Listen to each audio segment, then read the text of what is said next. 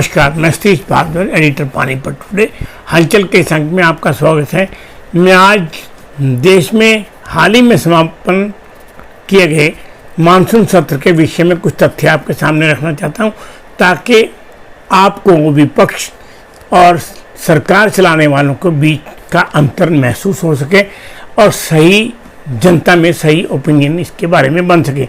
संसद के इस मानसून सत्र में राष्ट्रीय महत्व के विभिन्न मसलों पर चर्चा होने के साथ करीब 30 महत्वपूर्ण विधेयक पारित होने थे। दोनों सदनों में उम्मीद से कहीं कम काम हुआ। विपक्ष चाहे तो इस पर अपनी पीठ थपथपा सकता है।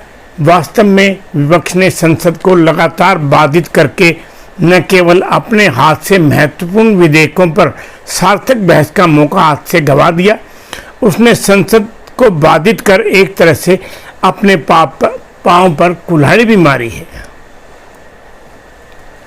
उसके पास विभिन्न मुद्दों पर चर्चा कर बनने कानून में जनहित के मुद्दों को जोड़ने के लिए सरकार को मजबूर कर देते देश को, जनता को तो यही संदेश गया है कि संसद के मानसून सत्र को विपक्ष ने हंगामा कर जनहित की अनदेखी की।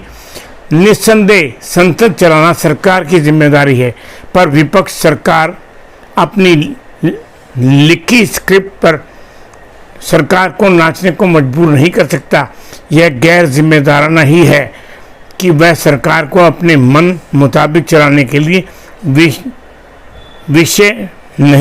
विवश नहीं कर सकता, और ना ही देश की जनता इतनी मूर्ख है कि वह इन समझदारों की बात को समझ सके कि जो काम संसद में होना था, यही चीज़ जब अल्पसंख्यकों के विषय में जब विधेयक के अंदर संशोधन किया गया, नया विधेयक लाया गया, तब सारा विपक्ष शांत था, सारे काम हुए।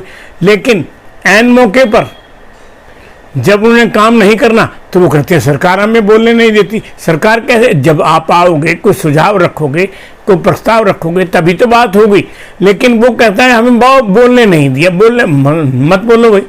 लेकिन जिस तरीके से हंगामा कर उन्होंने देश का बहुमूल्य करोड़ों रुपया बर्बाद कर दिया और देश के अंदर जो महत्वपूर्ण विधेयक पारित होने थे उन्हें भी रोक दिया, यह किसी प्रकार भी उचित नहीं है। सरकार को अपने इस फैसले पर पुनर्विचार करना चाहिए। नमस्कार, जय हिंद। कल किसी नए विषय के साथ आपके समक्ष उपस्थित हूँ।